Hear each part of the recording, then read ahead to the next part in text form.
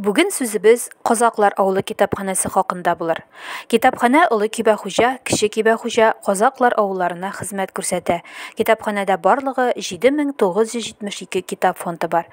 Китапханә мөдире Альбина Рахматуллина 2010 елдан бирле эшли икән.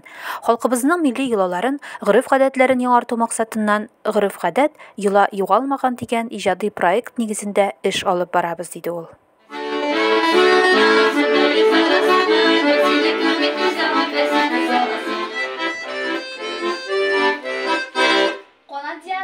Diyanı işletemiz. Eydəgiz jırlatabız.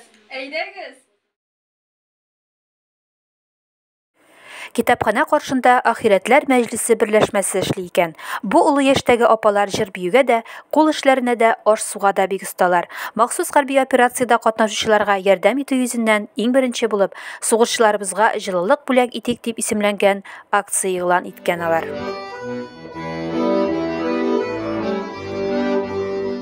Китапханә, китап укучылары, берләшмәгә йөрүчеләр белән район һәм республика күләмендә үткән бәйгеләрдә дә еш катнашалар икән. Берничә ел элек Татарстан Республикасы авыл җирлекләре территорияләрендәге иң яхшы муниципаль мәдәният учреждениесе республика бәйгесендә катнашып, 100 мең сумлык грантка ия булган китапханәгә алга таба да күп укучылар, яңа иҗади проектлар теләп калабыз.